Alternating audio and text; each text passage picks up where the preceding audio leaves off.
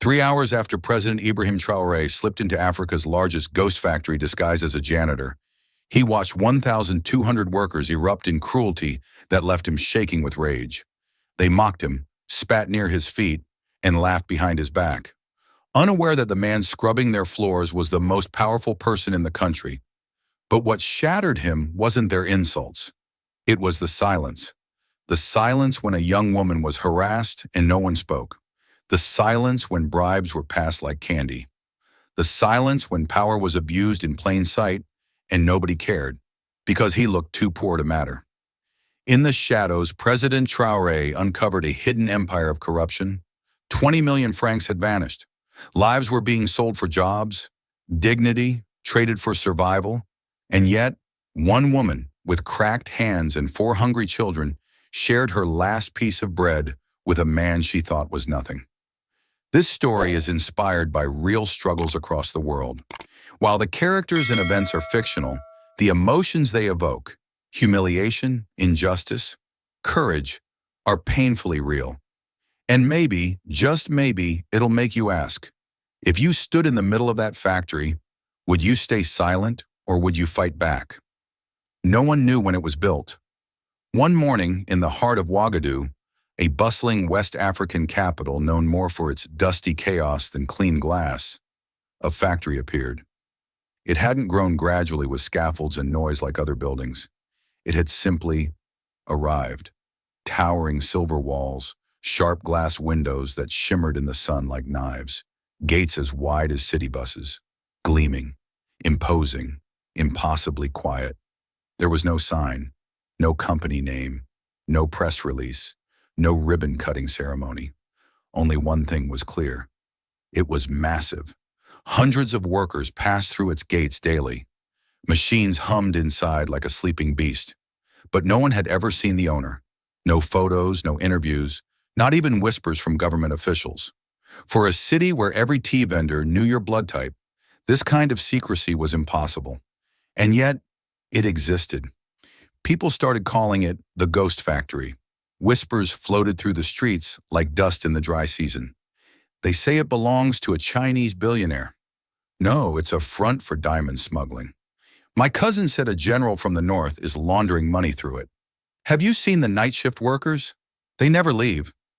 Mothers warned their children not to go near it. Journalists who tried to investigate found their credentials mysteriously revoked. Even the local chief, a man known for meddling in everything from roadworks to weddings, said only this when asked, "That place, it watches you back." Still, people lined up to apply for jobs. In a country where one meal a day was considered lucky, the promise of factory work, even for a few francs, was magnetic. And on one particular Monday morning, under a sky that felt too quiet for a city so loud, a figure stood at the back gate of the Ghost Factory. He did not look like anyone important. He was hunched, thin, dressed in torn brown trousers and a shirt 2 sizes too large. His sandals flapped like tired wings. A wide-brimmed hat covered most of his face, but from beneath it peeked long white hair, wiry and wild. His skin was darkened, cracked, sun-scorched. He held a wooden mop that looked older than he was, and a rusty bucket that scraped the ground with every step. He didn't knock. He just waited, silent, motionless. The security guard spotted him and rolled his eyes. "What do you want, old man?" The figure spoke slowly, his voice rough, gravelly. "I'm here for the cleaner job." The guard scoffed, looked him up and down like he was dog meat. "You? Look at you. You smell like the gutter. Go inside before I change my mind." The old man nodded once and shuffled through the gates. He was given no tour, no uniform, no smile. They handed him a cracked mop, a box of rubber gloves with only one glove inside, and pointed toward the darkest corridor at the back of the building. "Start with the toilets," they said. "Don't disturb anyone. Don't talk. Don't ask questions." And just like that, he disappeared into the shadows of the largest, most mysterious factory in the country. But what no one knew was that the man they had just insulted was President Ibrahim Traoré. Yes, that President Traoré, the man elected to clean up corruption, the military hero turned reformer, the one who had promised the people a new Burkina Faso built on justice, honesty, and dignity. And now he was dressed as a cleaner, walking past machines he himself had approved the budget for, breathing in the same dust as the people he'd sworn to protect. No cameras, no entourage, no one knew. Except one man, his assistant, Emmanuel, watching from a distance, heart pounding with every step the president took inside. Why? Because Traoré had grown tired of reports and briefings. He didn't trust polished presentations or PowerPoint graphs. He wanted the truth, the real truth. If I want to know how the people are treated, he had said just 3 days earlier, I must become one of them. But what would he discover behind those pristine glass walls? Who truly ran the ghost factory? What rot had grown while he looked the other way? And more importantly, would he be ready to face it? The cleaner with the cracked mop and sunburned skin was no ordinary man. Beneath the tattered clothes, beneath the wild white hair and dark glasses, beneath the shuffle of tired sandals, stood the president of the nation, Ibrahim Traoré, the commander, the reformer. The man who once stood before tens of thousands and vowed to purge his country of greed and injustice. Now he stood alone, incognito, in the dim back corridor of a factory he had quietly built from the ground up. The disguise had taken weeks to perfect. Traoré's face had been subtly darkened to hide his familiar tone. His strong cheekbones were softened with a fake beard, and his voice, naturally calm and commanding, had been roughened by weeks of whisper practice, rehearsing the quiet croak of an old man who asked for nothing. His hair had been dyed white, his posture slouched just enough to suggest pain, poverty, and defeat. The transformation was so complete that even the most loyal cabinet minister would have passed him by without a second look. Only one man in the entire country knew the truth, his chief aide and lifelong confidant, Emmanuel. The plan had been whispered between them late one night, 3 weeks earlier, in a secure compound deep within the presidential residence. The moment was heavy with silence, the kind of silence that precedes impossible decisions. I want to go in, Traoré had said, his voice low but firm. Emmanuel stared. Into the factory? Yes. As yourself? No, the president said. As nobody. Emmanuel blinked, unsure if he was hearing correctly. Sir, with respect, you're the head of state. There are 100 ways we can investigate. Audits, surveillance. And I've done all of them, Traoré cut in. And they bring me reports full of numbers. But not truth. He stood and began pacing slowly, his hands behind his back, gaze distant. You know what I built that factory for. It wasn't just to boost GDP. I built it for the people. For mothers with no food, for jobless sons, for dignity. And now, Emmanuel asked softly. Traoré turned toward him, eyes burning. Now I hear whispers of bribes, of exploitation, of men using my factory to do exactly what I swore to destroy. I can't fight shadows with speeches. I need to see. So the plan was born. A one-room hideout was rented 5 kilometers from the site. A secret wardrobe was built, full of second-hand clothes, broken sandals, old worker IDs. Traoré himself spent nights practicing his role in front of a mirror. Not as a president pretending to be poor, but as a man who had lived a life of pain so long, even God had forgotten him. They gave him a name, Uncle Isa, an invisible man, a cleaner with no history, just another body lost in a system.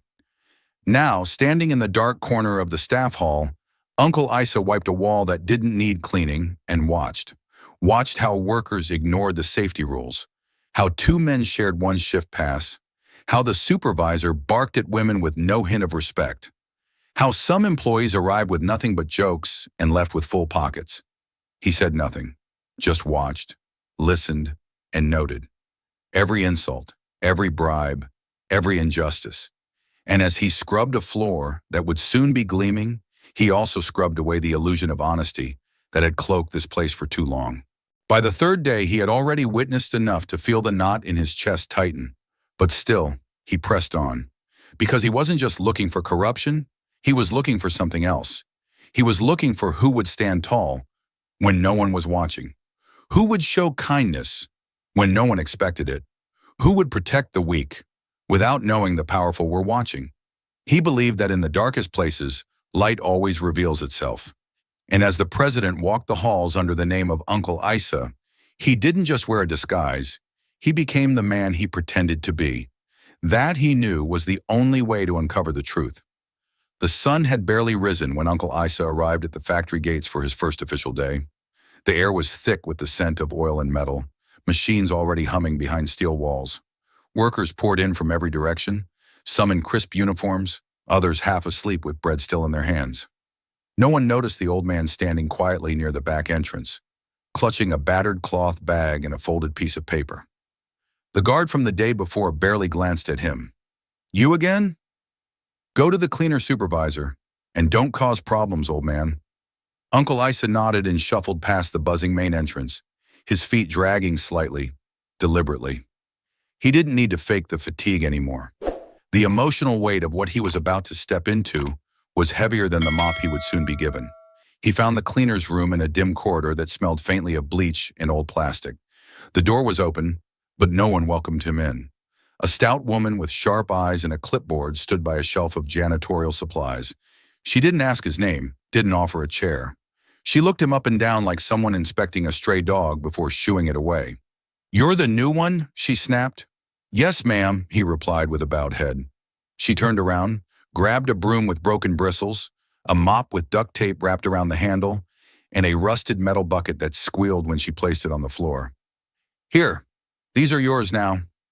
He reached for the gloves, but she slapped a half-empty box on the counter.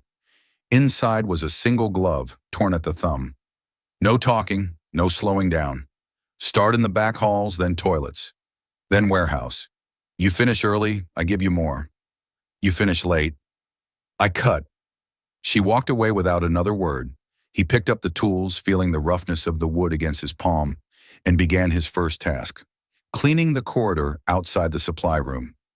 It was already dusty, with footprints smeared across the tiles, coffee stains near the walls, and bits of plastic wrappers under the pipes. He bent his knees slowly and began to sweep, quiet, methodical, invisible. Two workers walked by, chattering loudly. One of them knocked over the bucket without looking. The other stepped through the wet patch and laughed. "Better mop faster, Grandpa," he sneered. Uncle Isa didn't flinch. He wrung the mop, placed the bucket upright, and continued. For the next hour, he worked in silence. He wiped mirrors streaked with fingerprints no one else noticed. He picked up used tissue tossed near the bins. He scrubbed toilet bowls stained with weeks of neglect. No one said thank you. No one met his eyes. But the president inside him was watching. Every insult, every careless shove, every moment of cruelty or indifference was noted. Not on a clipboard, but on the walls of his memory. Because this wasn't just about cleaning floors. It was about exposing the dirt no one wanted to see. And on his very first day, he saw enough to know. This factory was not clean. By the end of his third day in the factory, Uncle Isa had seen enough to know something was deeply wrong. But on the fourth day, he met the man who made everything worse, Pascal. The name itself moved through the corridors like a hiss. Workers lowered their voices when they said it, their eyes glancing around as if the walls might report them. Some tried to flatter him. Others avoided his gaze like it burned. And those who crossed him, they either disappeared from the roster or reappeared weeks later, pale and silent. Pascal wasn't the kind of manager who built morale. He wasn't interested in efficiency, safety, or fairness. What he craved was power, control, obedience, and he wielded it like a blunt weapon. He strutted through the halls with polished shoes and a chest that puffed like a rooster. A gold watch gleamed on his wrist, just loose enough to be noticed with every flick of his hand. He wore crisp shirts with the top buttons open, revealing a chain underneath. Thick, vulgar, unnecessary. He was always chewing something. Gum, toothpick, or the last bit of someone's pride. On that particular morning, Uncle Isa was mopping the floor outside the administrative wing when he heard Pascal before he saw him. His voice thundered from an open office. "You call this a report? My dog could write better." The door burst open and a young man stumbled out, eyes wide with embarrassment. Pascal followed close behind, pointing for all to see. Next time you come to my office, bring your brain. Or don't come at all. The hallway fell silent. No one dared breathe. Uncle Isa kept mopping, eyes lowered. But inside, he watched every word. Later that day, he overheard two workers whispering near the supply closet. "He's at it again," one said. "You saw how long she stayed in his office?" "Yeah, and she came out crying." "You know what that means. If you want to keep your job, you better be ready to pay with your body." Pascal's abuse wasn't just verbal. He had a private game. He preyed on desperate women, offering shifts, promotions, or simply job security in exchange for visits after hours. He used charm first, fake compliments, jokes, suggestions. If that failed, he threatened, "Say no, and you'll be on the street by Friday." Most were too scared to speak up. Some gave in. The rest suffered quietly. Uncle Isa saw it all unfold. The patterns were clear. The newest hires in the packaging department were always young, pretty, and terrified. The cleaning supervisor changed female assistants more often than mops. Pascal smiled too much when certain women walked by. He never smiled at anyone else. One afternoon, Isa passed by Pascal's office just in time to see a girl, barely out of her teens, walking out, eyes red, fists clenched. She didn't see the janitor in the shadows, but he saw her, and he saw Pascal lean back in his chair, smirking, as if he'd won a bet with himself. But it wasn't just sexual abuse. Pascal ran the factory like a kingdom, and he was king. He made up rules as he pleased. Some workers clocked in twice a week and still received full salaries. Ghost workers, people who didn't exist, appeared on payroll. A man named Claude had been on sick leave for 2 months, but was spotted drinking outside the gates every afternoon. When another worker questioned it, Pascal reportedly said, "Mind your business before you catch the same sickness." One warehouse supervisor collected fees from new hires, 10,000 francs if they wanted their contract renewed. When a boy refused to pay, his name vanished from the schedule the next day. And above it all, Pascal moved freely.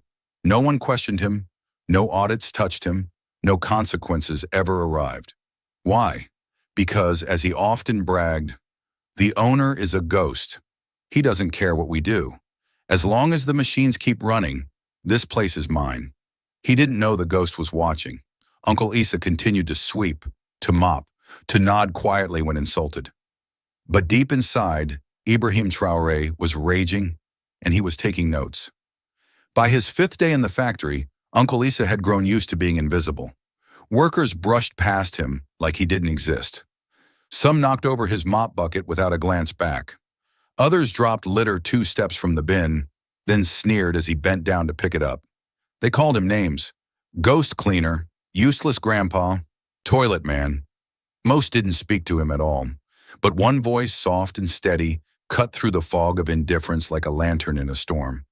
"Good morning, Uncle," she said, her tone gentle, genuine. He turned, surprised. A woman stood near the conveyor belt, wearing the plain brown uniform of the packaging team. Her hair was pulled back in a scarf, her eyes tired but kind. She smiled, not the forced smile of obligation, but the rare kind that reaches the eyes. "I hope you slept well," she added, offering him a small, crumpled sachet of water and a piece of bread wrapped in paper. He blinked. No one had spoken to him with kindness since he arrived. No one had noticed he hadn't eaten since dawn. "Thank you, my daughter," he said, taking the offering with both hands. "May God bless you." Her name was Miam. She didn't speak much to others, but she always greeted him when she passed. She never looked rushed or annoyed. She never laughed at him, never pretended not to see him. And when no one was watching, she sometimes left a slice of boiled yam on a small napkin near the wall where he swept. No note, no words, just quiet kindness. That afternoon during the break, he found her again by the rear wall of the factory, sitting with her knees pulled to her chest. He sat beside her, not too close, just enough to let her know she wasn't alone. After a long silence, she whispered, "Uncle, can I tell you something?" "Yes, my child." She looked around cautiously, then took a breath that trembled on the way out. "My husband left me." Uncle Isa turned his head gently toward her. "He said I was cursed, that I gave him no sons, only girls. He said girls are useless. And he left, with my best friend. She didn't cry. The tears seemed to have dried long ago. Her voice was calm, but it carried a weight that made the air feel heavier. I work from dawn to dusk, she continued. My hands bleed from these boxes. Sometimes we sleep without dinner, but I'll never give my body to survive. She paused, looking away. Not for food, not for rent, not even to keep this job. Uncle Isa lowered his eyes. You're strong, Mayam, very strong. She smiled faintly. Some days I feel like disappearing, but then I look at my daughters. 4 little girls. They think I'm a warrior, so I fight. He placed a weathered hand gently on her wrist. And you are. You're the bravest person in this place. No one else saw that moment. No cameras, no applause. Just a man in rags and a woman with rough palms, sitting in the back of a corrupt factory, holding on to something purer than anything being produced inside. That night, Ibrahim Traoré couldn't sleep. He lay in his small hideout, staring at the ceiling, replaying her words again and again. Girls are useless. I'll never give my body to survive. They think I'm a warrior. He had come here to find corruption, but he had also found resilience, in its quietest, strongest form. He wrote a note in his notebook that night, underlined in red. Mayam, honest, brave, kind. Don't forget her.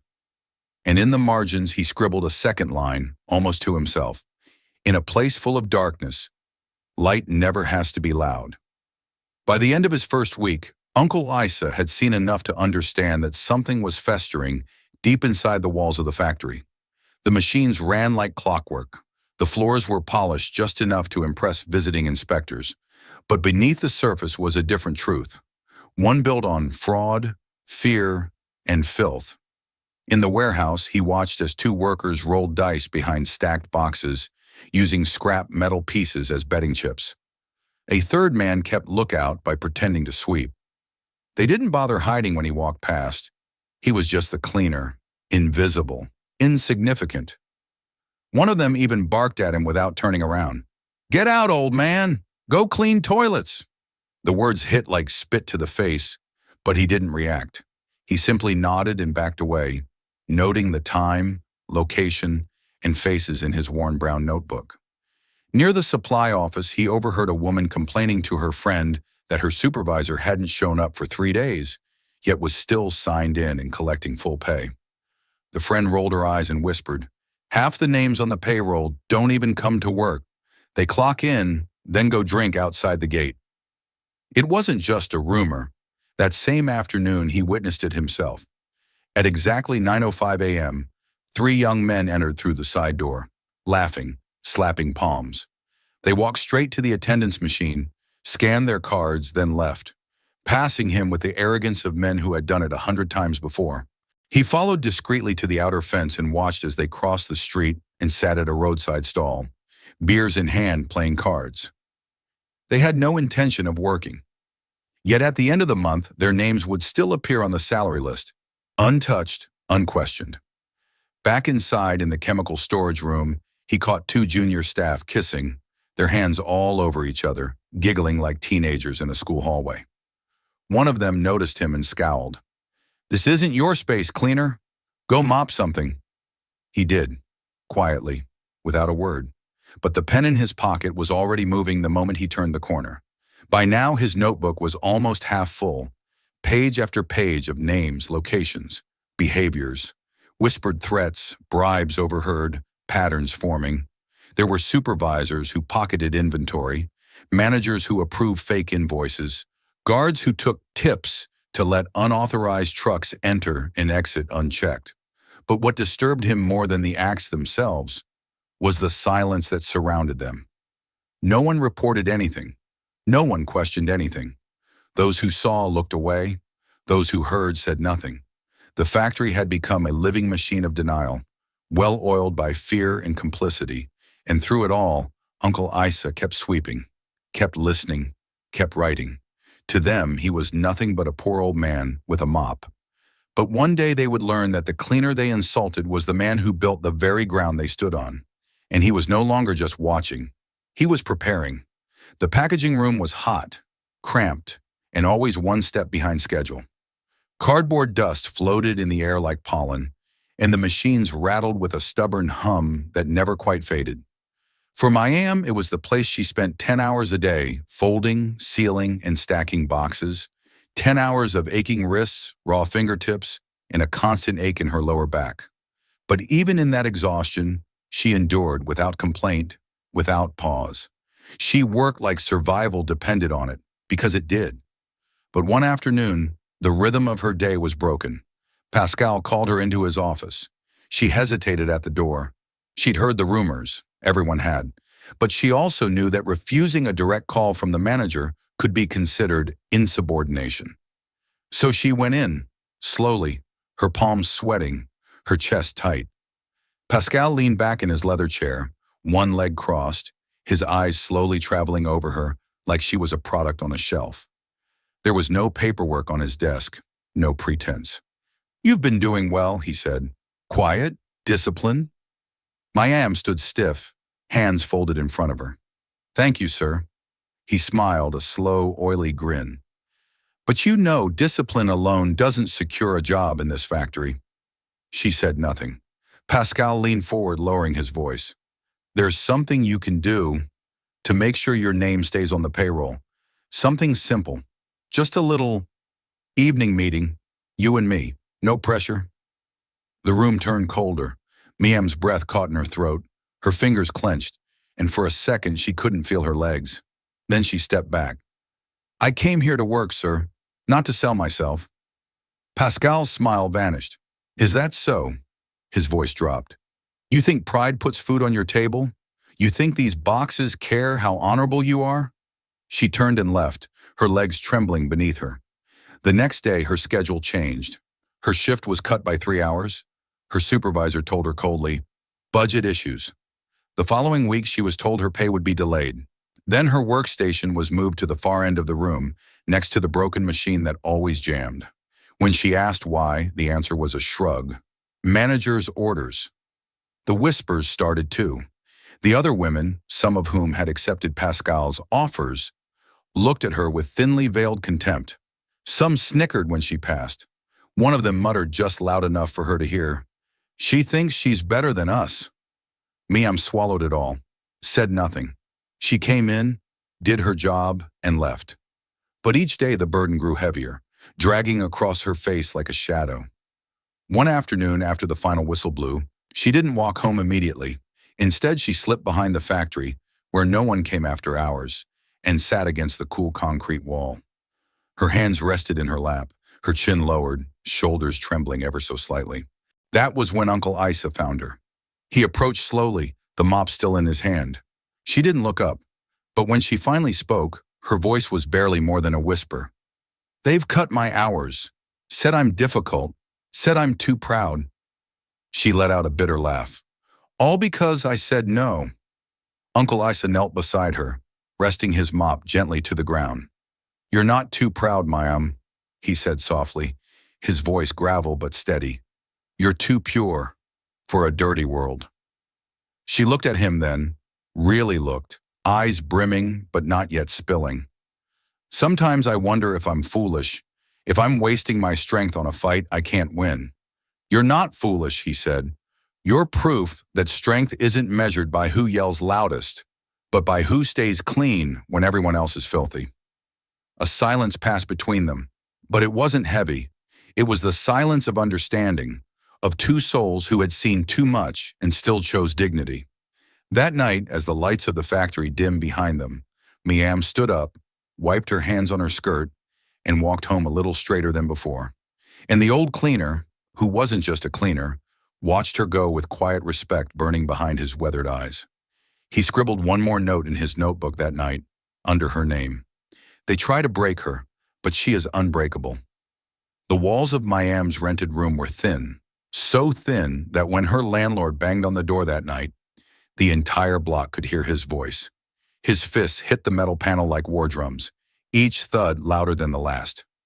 "I've waited long enough," he shouted. "If you don't pay by next week, I'll throw your things into the street." Inside, Miam stood silently, holding her breath. Her daughters huddled behind her like frightened birds. The oldest, barely 12, reached for her hand.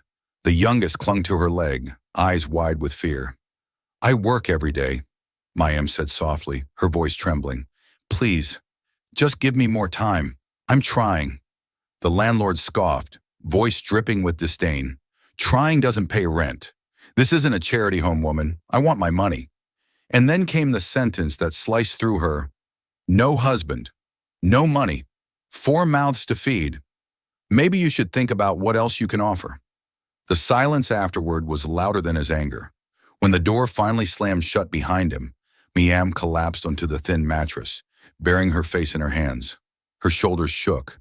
She tried to stay quiet, but the sobs came in waves, heavy and helpless. Her daughters gathered around her. The oldest wiped her mother's tears with the edge of her school shirt. The middle one sat close, unsure of what to do. But it was the youngest, little Aminata, just 3 years old, who whispered the words that pierced through the despair. "Maybe someone will help us, Mommy." Miam looked up, eyes red, cheeks soaked. "Who would help us, baby?" she asked with a sad smile. "No one even sees us." Aminata didn't answer. She just hugged her tighter. Outside in the alley behind their block, a figure stood still in the shadows. Uncle Isa had followed Miam part of the way home that evening, not out of suspicion, but instinct. Something in her steps had been different, slower, heavier, as though she carried more than her body should. He hadn't meant to listen, but when the landlord's voice rose, when the word "throw out" echoed down the hallway, he couldn't walk away. And when he heard the tiny voice say, "Maybe someone will help us," something inside him clenched. His eyes misted. His grip tightened on the handle of his mop. Later that night, in his small, windowless hideout near the edge of the factory grounds, Ibrahim Traoré sat alone under a single bulb. He placed his mop in the corner, peeled off his gloves, and reached for his notebook. He flipped to the page with Miam's name. He had written her story in fragments over days, but this time he didn't write anymore. Instead, he reached for his phone and dialed a private number. "Emmanuel," he said quietly when the line picked up. "Yes, sir?" The aide answered on the first ring. "Find her landlord, tonight." There was a pause. "Understood." "Pay everything she owes," Traoré said, his voice low but firm. 2 months. No, make it 6. Advance. But do it anonymously. I don't want her to know it came from me." "Yes, sir." "And one more thing." "Yes." "Make sure it's done before morning." He hung up and leaned back against the wall, closing his eyes. The pain he'd witnessed that night wasn't the kind that appeared on balance sheets or inspection reports. It was quiet pain, hidden in alleys, whispered between mothers and daughters. The kind that never made headlines but defined the soul of a nation. And if a leader couldn't fight that kind of pain, what was the point of power at all? He didn't sleep that night. But when the sun rose somewhere across town, a landlord received a transfer he couldn't trace. And inside a crumbling room with 4 girls and 1 woman, there was, for the first time in many nights, hope. The morning came too quickly. The night before had been long, restless, full of silent prayers and shallow sleep. Mayim had curled up on the mattress with her daughters clinging to her from every side. Her youngest, Aminata, had fallen asleep with one arm across her mother's chest, as if trying to shield her from the world. Mayim awoke to the weak rays of dawn seeping through the cracked window. Her body felt like stone, heavy from exhaustion, but there was no time to rest. Rent was still unpaid. Her shift started soon, and today, like every day, she would return to a factory that had already chosen who mattered and who didn't. She was braiding her eldest daughter's hair, fingers moving slowly, when her phone rang. It was a number she didn't recognize. "Hello," she answered, wary. "Madam Mayim?" the voice on the other end asked. "Yes, speaking." "This is your landlord." Her heart dropped. She stood up quickly, nearly knocking over the small stool behind her. "Please, sir, You don't owe anything," he interrupted gruffly. 6 months of rent paid. All of it, in full, this morning." Silence. Miam's mouth opened, but no sound came. Her hand trembled, clutching the phone. Her girls stared up at her, confused. "I don't understand," she finally whispered. "Who paid?" "No name. Just some young man. Said it was from an anonymous source. Told me to give you peace." The line went dead. And then, She dropped the phone. Tears spilled over her cheeks before she could stop them. Her knees buckled, but she didn't fall. Instead, she let out a cry, part sob, part laugh, and pulled her daughters into her arms. They wrapped around her, puzzled but smiling because she was smiling. "We're safe," she cried. "We're not going anywhere. Somebody saved us." She stood up, laughing now, full of disbelief and joy all at once. She danced barefoot across the small room, lifting Aminata into her arms and twirling her gently. "Mama, what happened?" the eldest asked. "God heard us," she said, breathless. "He sent someone who didn't even leave their name." She wiped her eyes and kissed each of her daughters on the forehead. The room for once felt full, not just of bodies but of something warmer, hope. Meanwhile, across town, in a small, dark hideout behind the factory, President Ibrahim Traoré sat at a table, sipping black tea from a chipped mug. He had barely slept, but his heart was lighter than it had been in weeks. He didn't need to see Mayam's face to know how she must have reacted. He had seen the way she lit up when someone said her name with kindness. He imagined her dancing with her children. He imagined her smiling, really smiling for the first time in a long while. And that was enough. Because power, he believed, wasn't just about laws or armies or speeches. Sometimes power was knowing someone's world was falling apart and choosing to hold it together, even if they'd never know you were the one who did. Pascal wasn't used to not being in control. He ruled the factory like a king with no crown. His orders barked, his glances feared, his presence sending nervous jolts down the spine of every worker who dared to make eye contact. For months, his authority had gone unchecked, unquestioned, and that was how he liked it. But lately, something had shifted. It was subtle at first, a feeling, a tension, like smoke curling through a locked room. He began noticing glances exchanged behind his back, conversations that ended too quickly, doors that stopped creaking the moment he entered, and one particular detail he couldn't ignore. Mayam. The woman who once kept her head low now carried herself with a quiet strength. She had become less afraid, less obedient, and most irritatingly, less invisible. Pascal didn't like it. He liked her scared. He liked her cornered. But now she walked with her shoulders straighter, her eyes more alive. It unsettled him. And then there was the old cleaner, the one who always seemed to be nearby, watching, listening, silent. At first, Pascal barely noticed him, just another shadow in the factory's underbelly. But over the last week, the man had begun to stick out, not by standing tall, but by being everywhere. Every time Pascal emerged from his office, the cleaner was there, mopping the same section, wiping a wall that didn't need cleaning, brushing dust that had already been swept. Too quiet, too deliberate, too present. And Mayam? She greeted him. She smiled at him. Sometimes she even sat beside him during breaks. Pascal's gut twisted with something dark and dangerous. On a humid Wednesday morning, the tension snapped. Pascal stormed out of his office and caught sight of Mayam sitting on the back steps, sipping water beside the old janitor. They weren't talking, just sitting. But that was enough. He marched toward them, his footsteps loud and fast like a storm about to break. Mayam looked up first, startled. Uncle Issa didn't move. Pascal's voice cut through the air like a whip. "You!" he snarled, pointing at the cleaner. "You think I don't see what's going on?" Uncle Issa raised his head slowly, calm, controlled. "I beg your pardon, sir?" Pascal stepped closer, face inches away, his breath sour with anger.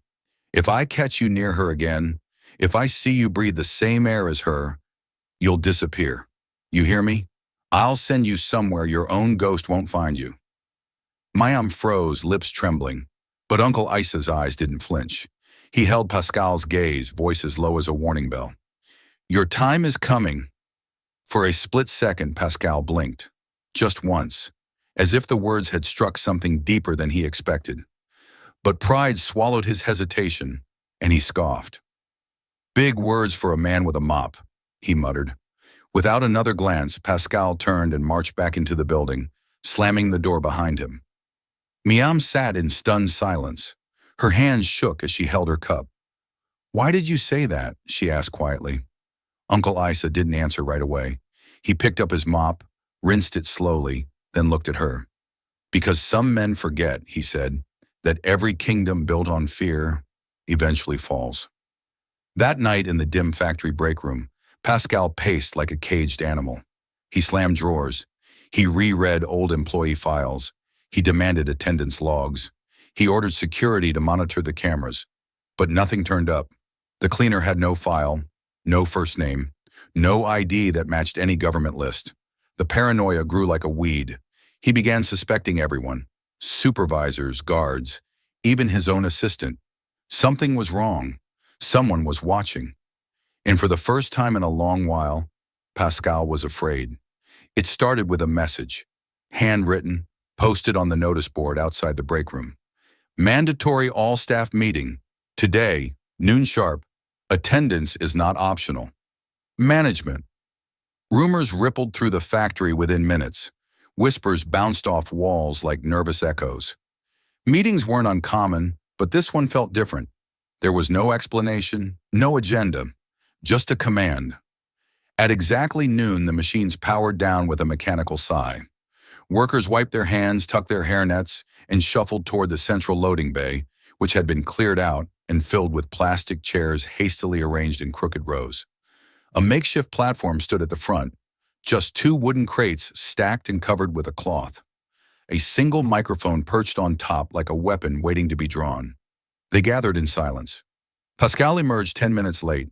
He walked to the platform slowly, deliberately, soaking in the thick silence. Dressed in a crisp white shirt, sleeves rolled up, and a belt that gleamed with polished brass, he looked more like a politician than a factory manager. A few guards stood at the back, arms crossed, eyes scanning the crowd, not for danger, but for dissent. Uncle Isa arrived last. He stood at the far edge of the gathering, mop in hand, gloves tucked into his belt. No one noticed him, but his eyes were locked on the man now climbing the crates, clearing his throat, and grabbing the mic. Pascal smiled, wide and cold. "Ladies and gentlemen," he began, his voice loud and full of forced charm, "I want to welcome you to my factory." A hush fell over the crowd. Some blinked, others frowned. Pascal went on. "Yes, you heard me right. This company now runs by my rules. I've been keeping it alive. I've been making the decisions. While some ghost of an owner hides behind walls, I keep the lights on." His words hit the air like rocks tossed into still water. "I've heard some of you whisper," he continued, pacing the small stage. "Some of you think I'm too harsh, that I don't care, that I abuse power. But let me be clear. If I didn't care, half of you wouldn't even be standing here." A slow clap began from the front row. One of his loyal supervisors, eyes wide and eager. A few others joined tentatively. Most stayed silent. The sound of forced applause filled the air like weak rain hitting metal. Pascal raised his hand, silencing them. "From today forward, disrespect will not be tolerated. You complain? You're gone. You question me? You're gone. You speak to that worthless old cleaner too much?" He pointed to the far corner. "You're gone." Some heads turned toward Uncle Isa, who stood still, unmoving, expression unreadable. The room stiffened. Pascal's voice dropped to a threatening whisper. "You want to survive here? Learn who holds the power." Silence. The crowd stood frozen, fear written across their faces. No one cheered. No one booed. Just silence and the low hum of overhead lights. And in that silence, deep behind the line of workers, the real owner of the factory, President Ibrahim Traoré, took another note in his dog-eared notebook. Pascal's speech, power claim, public threat, staff intimidation. His pen moved quickly, steadily, like a knife carving truth into paper. He scanned the room, eyes lingering on the fearful faces. The woman clutching her arms tightly. The man whose eyes darted toward the exit. The young worker who had just swallowed hard, as if pushing down something he could never say aloud. It was boiling beneath the surface. This place, meant to be a sanctuary of labor and dignity, had become a theater of fear. And Pascal, arrogant, paranoid, and emboldened, had just lit the final match. The crowd slowly dispersed after the speech, heads down, lips sealed. But in that sea of silence, one pair of eyes remained locked on Pascal. Not with fear, but with something else. Resolve.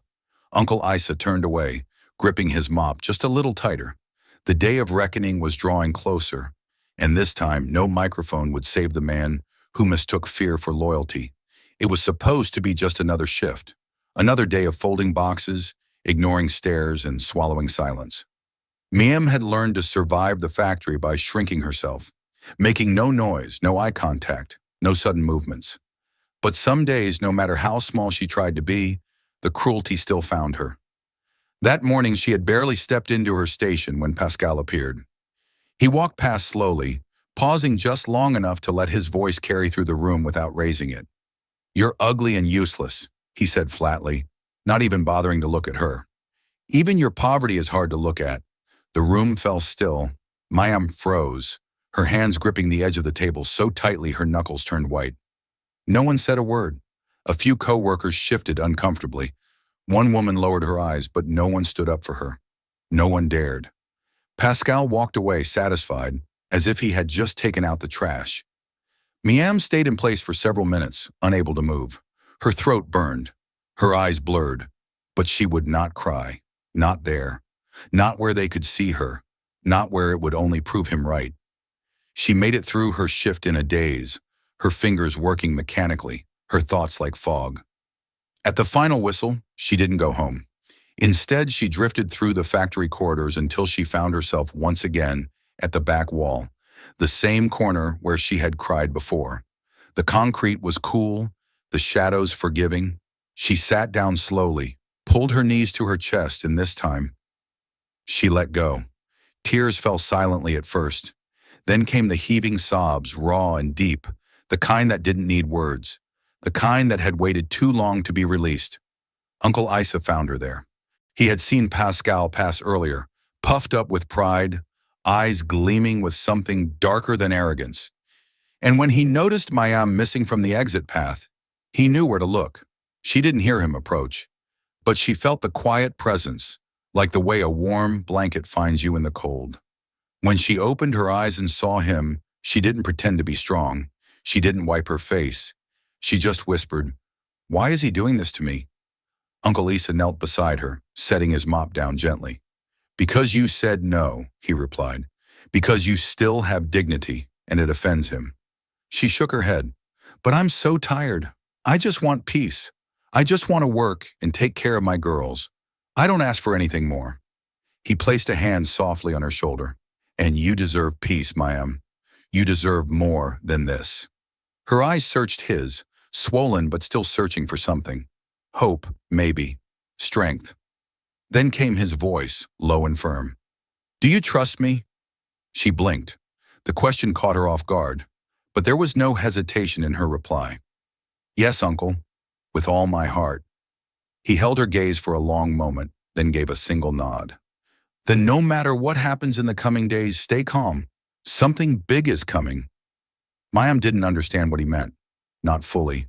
But for the first time in a long while, she felt the smallest flicker of safety, of protection, of something greater moving just beyond the shadows. And even though she didn't know who Uncle Isa truly was, in that moment, it didn't matter, because she believed him. The nights had grown quieter in the small hideout just beyond the factory's back wall. But inside, President Ibrahim Traoré's mind was anything but still. While others slept, he wrote, pages upon pages in his notebook. Names, times, faces, acts of cruelty and theft. His handwriting, once elegant, had become sharper, more precise, almost surgical. He had documented everything, and now it was time to connect the final pieces. On the evening of the 12th day, his secure line buzzed. It was Emmanuel, the only man who knew the truth, the only one he trusted with the data. "I have what you asked for," the voice came through, clear and serious. "And it's worse than we thought." Traoré closed the notebook gently and leaned forward. "How bad?" A pause. "In the last 3 months alone, over 20 million CFA have been siphoned from the company's accounts. Hidden under fake invoices, non-existent maintenance work, equipment upgrades that were never purchased. Names?" the president asked. "Pascal is at the center," Emmanuel replied. "But he's not alone. 3 supervisors, 1 payroll officer, and the accountant are all involved. They signed off on the payments together. Most of the money was laundered through a company registered under Pascal's cousin's name. And what about the ghost workers? Traoré's voice was low, controlled, but his jaw tightened. They're real, Emmanuel confirmed. At least 20 fake names on the payroll. Clock-ins are done manually by a night shift guard. He gets a cut. The salaries are withdrawn every month and split. The president rubbed his temples slowly, eyes closed. And the bribes? Verified, Emmanuel answered. New recruits were asked to pay anywhere from 5 to 10,000 francs to secure a job. Some were told to pay again to keep their contracts. We have voice recordings, bank transfers. It's all here. There was silence on the line. Then came Traoré's voice, measured, resolute. Send everything to me and prepare a report for the press. Yes, sir. One more thing, the president added. Yes? Start preparing for an inspection. Government, media, security, everything. Quietly. Emmanuel's tone sharpened. Is it time? Traoré stood slowly in the dim light of his room, still in his cleaner's clothes, mop leaning in the corner. It's time. He ended the call and walked to the small window, staring out at the factory he had built with hope, now rotting under the hands of men who fed on fear and greed. For 2 weeks he had scrubbed floors and eaten stale bread to understand this place from the ground up. And now he understood more than he ever wanted to. Pascal wasn't just corrupt, he was systematic. He had turned the factory into a machine of extortion and silence. And worst of all, he believed he was untouchable. But he wasn't. Traoré pulled his chair to the table and unfolded a clean sheet of paper. At the top, he wrote a single line. Phase 1. Let the wicked believe they are safe. He then listed the names. Pascal, the accountant, the supervisors, the guards, the ghost workers. One by one, he drew boxes around them, tight, square, inevitable. Each name would face justice. He didn't raise his voice. He didn't slam a desk. He simply prepared. Because for all the injustice he had seen, he had also seen something else. Something worth fighting for. He remembered Mayem's tired smile, the way she still offered bread to a stranger, even while starving herself. He remembered the quiet hands of workers who wanted nothing more than to work and return home in peace. And he knew this place could be more. It was meant to be more. Tomorrow would be just another day for Pascal, but it would be the beginning of the end. The factory buzzed as usual, machines humming in rhythm, steel doors creaking open and shut, voices murmuring through the concrete halls. But underneath that mechanical normalcy, something had changed. Not in the walls, but in the air. It was the kind of stillness that came before thunder, a hush before a downpour. And right in the center of it all, pushing his mop along the hallway tiles, Uncle Lisa moved with the same quiet, deliberate pace as always. Same torn shirt, same patched sandals, same white wig slightly askew beneath his cap. To most, he was invisible, a walking broom, a faceless blur among shadows. But behind the dark sunglasses, President Ibrahim Traoré was wide awake. Every corner of the factory had already been mapped in his notebook, every name listed, every corruption documented. And now he was waiting, not for permission, not for forgiveness, but for timing. Pascal, meanwhile, was louder than ever, as if trying to drown out the whispers he couldn't quite hear. His voice echoed more often in the corridors, barking unnecessary orders, laughing too hard at jokes no one made. One afternoon, he strutted through the main hall wearing a new suit, charcoal, black with thin golden stripes. He stopped suddenly when he saw Uncle Isa kneeling in the corner, scrubbing dried oil stains from the tiles. He sneered, stepping closer, amused. "You still here, old man?" he said, voice oily. "Should have fired you weeks ago, but I suppose every circus needs a clown." Uncle Isa didn't reply. He simply wrung out the rag and continued scrubbing. Pascal's grin widened. He leaned against the wall, arms crossed. "You know," he said, almost confiding, "I've been thinking. This place doesn't need an owner, doesn't need investors, doesn't even need a name." He pushed off the wall and paced a slow circle around the cleaner. "I built this," he continued. "I run this. People fear me here. I could shut it down with one call. The real owner?" He chuckled. "A ghost. A myth." He leaned in, inches from the janitor's ear. Do ghosts scare you, Uncle? The cleaner paused for the first time, as if contemplating something beneath the surface. Then, without looking up, he whispered just loud enough for Pascal to hear. The ghost is about to wake up. Pascal froze, just for a heartbeat. His grin faltered, then quickly returned, though not as wide. What did you say? He asked. Uncle Issa stood slowly, picked up his mop, and looked directly at him. I said, your floors are dirty, sir. And with that, he turned and walked away. Pascal stood alone, unsure why his palms suddenly felt clammy. In the following days, the cleaner continued his rounds, polishing corners no one cared about, sweeping halls already swept. But his silence now felt heavier, like it carried weight, like it knew something. Some workers began noticing. They watched him more closely. A few nodded respectfully when he passed. And Mayam watched with different eyes now. Eyes that saw past the mop and rag. Eyes that knew, even if she couldn't explain why, that something was building, that justice was stretching its arms, that someone somewhere was on her side. Pascal, though still loud, had begun to look over his shoulder. Just once or twice, then a bit more. The silence around him had thickened, and still Uncle Issa swept. Because storms do not roar before they strike. They whisper. The walls of the factory had ears, but they weren't fast enough to catch Pascal's rage. He had been watching, fuming in silence each time he caught Mayam speaking to the old cleaner. At first, he convinced himself it was harmless, just a girl being kind to a nobody. But as the days passed and Mayam grew more confident, less afraid, it burned at him. Like acid. She used to lower her head when he passed. Now she looked away entirely. Worse, she smiled sometimes. Not at him. At him. That cursed janitor. Pascal's jealousy twisted into obsession. It wasn't just about control anymore. It was about humiliation.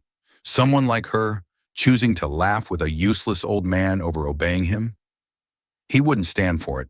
So on the morning of the final Friday, he summoned her to his office one last time. The message came from one of the guards. Pascal wants you in his office, now. Mayam hesitated, her hands trembling as she wiped dust off her uniform. Her stomach tightened with dread, but she had no choice. If she refused, she could lose everything. Again. She knocked softly. Come in, the voice barked. The moment she stepped inside, she knew it wasn't like the other times. Pascal wasn't sitting behind the desk. He was standing, arms folded, jaw clenched, eyes narrow with rage. The blinds were drawn, the lights dim. The door clicked shut behind her. He stared at her for several seconds before speaking. You've been busy, he said coldly. She didn't respond. He took a step closer. So that's what this is now? You and that old piece of trash sweeping floors and plotting behind my back? Mayam blinked. We're not. Don't lie to me, he roared, slamming a hand on the desk. She jumped. You think I don't see you two whispering like schoolchildren? You think he can protect you? He's nothing. Just like you. A ghost clinging to a mop, and a girl begging for crumbs. She took a step back, heart pounding. Pascal leaned closer, his voice dropping to a venomous hiss. I'll destroy you both. I'll throw him in prison. And you, he smiled cruelly, you'll be lucky to clean toilets when I'm done with you. Her breath caught. For a moment she couldn't move, couldn't speak, but her legs, powered by something deeper than fear, carried her backward. She turned and bolted from the room. Pascal shouted after her, but the words dissolved behind the heavy door. She didn't stop until she reached the back of the factory, the same spot, the same quiet shadow where she always felt safest. And there he was, already there, pushing his mop with that same silent patience. Uncle, she gasped, nearly breathless. He threatened you again. He said he'd ruin everything. He said, but he raised his hand gently. No anger, no alarm, only calm. He's louder now because he's closer to the end. She shook her head. He's not afraid. He still thinks he owns this place. Uncle Issa turned to face her fully. Because the lion doesn't roar before it pounces, he said softly. It waits. It crouches. And then, he paused, it ends it all in one strike. Mayam stared at him, confused but comforted. She didn't understand what was coming, but she believed him. She always did. Then he looked her in the eyes, steady and certain. "Next week," he said, "everything changes." Monday arrived like any other. The factory gates opened at 6:30 a.m. sharp. The workers shuffled in with tired feet and blank faces, and the machines stirred to life with mechanical groans. The routine was sacred, almost hypnotic. Everyone knew their place. Every corner had a rhythm. Except today, something was off. At first it was just a noise, a distant hum that didn't belong. Then came the vibration of tires against gravel, not from delivery trucks, but heavier, smoother, more deliberate. By 7:15 a.m., the first black SUV pulled up to the factory gate. The guards blinked in confusion. Then came another, and another.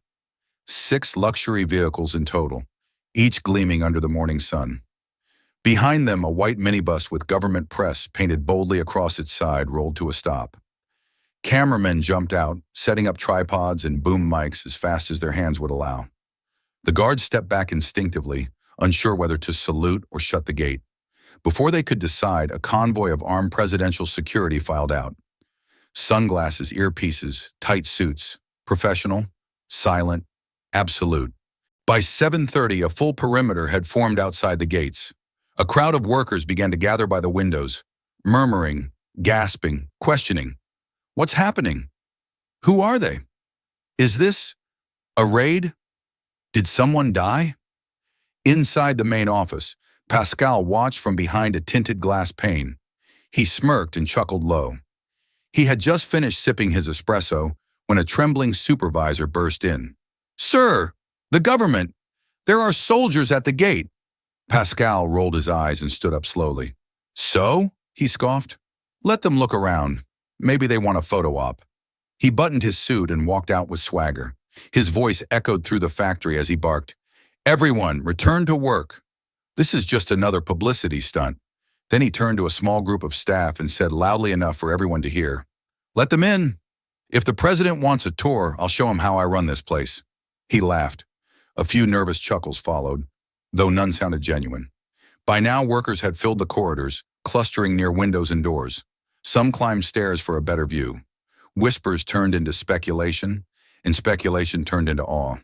A long black car, cleaner than anything the factory had ever seen, pulled up in front of the main entrance. Then silence. Out stepped a tall, striking man in a navy blue suit, his presence commanding even without a word. He removed his sunglasses slowly, scanning the stunned faces. No one needed to be told who he was. President Ibrahim Traoré, the same man who had spent 2 weeks mopping their floors, scrubbing their toilets, and sleeping near the dumpsters. Except now there was no white wig, no rags, no mop, only power and purpose. Inside the factory, Miam froze. Her mouth opened, but no sound came out. She dropped the clipboard she was holding, eyes wide with disbelief. Pascal, still halfway down the corridor, narrowed his eyes. "No," he muttered. "No, that's not—" One of the guards turned to him and said calmly, "President Traoré would like a word." Pascal swallowed hard, sweat suddenly prickling his neck despite the cool air. He turned toward the door, eyes darting, and for the first time in years, the man who ruled by fear felt it. The murmurs died the moment Uncle Issa appeared at the top of the stairs. But something was different. He wasn't pushing a mop. He wasn't stooped with age or dressed in rags. His posture was tall, shoulders back, chest forward, and his presence magnetic. The faded shirt had been replaced by a crisp navy blazer. His old sandals were gone, replaced with polished shoes that echoed as he stepped forward. And yet the workers stood frozen, blinking in disbelief. It was him. It was still him. The same man they'd laughed at, ignored, stepped over. He stopped at the center of the platform overlooking the factory floor. A stillness spread like a wave. Even the machines seemed to lower their hum, sensing something extraordinary was about to happen. Dozens of phones were raised. No one breathed. Then slowly, with both hands, he reached up. First, the dark sunglasses came off, revealing eyes that were no longer tired, but sharp, commanding. Next, he reached behind his head and peeled away the white wig, revealing short black curls beneath, neatly trimmed and dignified. Gasps erupted. Someone dropped a clipboard. The room held its breath. Then, in a voice that no longer rasped like an old man, but carried the full weight of authority, he spoke. "I am not Uncle Issa." He looked directly at Pascal, whose face had turned a sickly shade of pale. "I am President Ibrahim Traoré, and I own this factory." Silence fell harder than thunder. Eyes widened. Mouths dropped. One woman covered her heart and whispered, "Oh my God!" Pascal stumbled back a step. His lips moved, but no sound came out. The president continued, voice unwavering. "2 weeks ago, I entered this place disguised as a cleaner, not to test your strength, but to witness your hearts. I watched how you treated the powerless. I listened to every insult, every bribe, every threat. And what I saw broke me." He paused, letting the weight of his words press into the silence. Then he turned slightly toward the crowd. "But not all of you failed." His eyes found Mayam in the crowd. She stood still, hand trembling at her lips, eyes filled with disbelief. "Some of you kept your dignity even when the world stripped you of hope. Some of you gave bread to a stranger, not knowing he was your president." A tear rolled down her cheek. The press cameras were rolling. Pascal was shaking now. But this was only the beginning. President Ibrahim Traoré stepped forward, his voice steady, calm, but cutting like a blade. He raised a slim black folder in his hand. The seal of the presidency shone under the factory lights. "I came here with no guards, no cameras, only truth and observation." He opened the folder, flipping each page slowly as the room leaned in. "Supervisor Jerry collected bribes from new workers, 10,000 francs per job. Caught on video twice. Confessed once. Still working here. Accountant Charles signed off on ghost workers. 5 men paid monthly despite never showing up. Documents forged under your name. Pascal," he paused, lifting his gaze. "Where do I begin?" Pascal flinched. The president's tone darkened. 22 million CFA siphoned from the factory budget in just 3 months. Labeled as building maintenance, but not one screw was bought. You insulted women, harassed staff, turned this place into your playground? He raised his hand. A screen behind him flickered on. Grainy security footage played. Pascal laughing in his office, counting cash. Pascal threatening Miam. Pascal whispering filth to a young woman during an interview. The workers gasped. Some covered their mouths. Others whispered, "I knew it. I knew it." Pascal fell to his knees. "Sir, please, please, I didn't know it was you. I was wrong. I beg you, please." His voice cracked. Tears streamed down his face. "Forgive me. I have a family." But President Traoré didn't flinch. He looked down at the man who once called him useless. "You should have thought about that before insulting a cleaner." He turned to his security detail. "Take him." 2 officers stepped forward. The sound of handcuffs locking rang loud across the factory. Pascal whimpered as he was lifted by the arms. His designer suit wrinkled, his shoes dragged. And then, applause. A wave of it, thunderous, rising from every corner of the factory. It wasn't just clapping. It was release. It was relief. For the first time in years, these workers saw justice with their own eyes. President Traoré stepped back, letting the sound wash over him. His face was calm, but inside he smiled. The applause faded. The president raised one hand and silence returned. Then he spoke with warmth. Among all the noise, one soul stood kind. She didn't know she was watched. She didn't know the man she fed was a president. He turned and looked directly at her. "Mayam, please come forward." The crowd parted as Mayam, trembling, stepped onto the platform. He continued. "She gave bread to a stranger. She gave kindness to a cleaner. She gave respect to someone she believed had nothing." The factory fell into stillness, many with tears in their eyes. And as Mayam stood beside him, still unable to speak, the president looked out and said, "That's the citizen this country needs." President Traoré turned to the press, his voice steady. "To honor her heart, today I give her a new life." He raised a hand and a screen lit up behind him. A fully furnished 3-bedroom home in the city, no rent, ever. a car of her own, brand new. And for her 4 daughters, full scholarships, any school in the world, until university. The crowd gasped. Miam collapsed to her knees, sobbing. I don't know what to say, she whispered. I once said I wanted to hug the one who saved me. Now I've hugged the president. The crowd erupted in cheers, and the president knelt beside her. You already said enough when you shared your bread. Later that day, President Traoré stood before the workers again. This factory will not close, he said, but it will change. New policies, honest leadership, zero tolerance for abuse. The true strength of a nation, he declared, is not in its weapons or wealth, but in how it treats the weak. That evening, the sun cast a golden light across the factory yard. Miam stood with her daughters, proud, tearful, radiant. And beside her, no longer carrying a mop, stood the man once known as Uncle Isa. Not just a president, a symbol of hope, a leader who knelt to serve. This story reminds me that true leadership isn't about being seen. It's about seeing others. President Ibrahim Traoré didn't walk in with power. He walked in with humility, and that revealed more about people than any report ever could. But the real hero, to me, was Miam.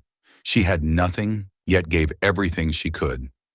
Her kindness wasn't strategic, it was sincere, and it made all the difference. In a world that often rewards arrogance, this story proves that empathy still holds power. It made me ask myself, am I treating the least among us with the same respect I'd give a king? And you? When was the last time you made someone feel truly seen? If this story touched you, don't let it stop here. Like, share, and subscribe to Captain of Truth, where every voice matters and every story echoes far beyond the screen. This story is a fictionalized and dramatized narrative created for educational, inspirational, and storytelling purposes. While it may be inspired by real public events, people, or societal issues, it includes imagined dialogue, reconstructed scenes, and character interpretations meant to highlight broader themes of justice, dignity, and resilience. Any resemblance to actual events or individuals beyond public knowledge is purely coincidental.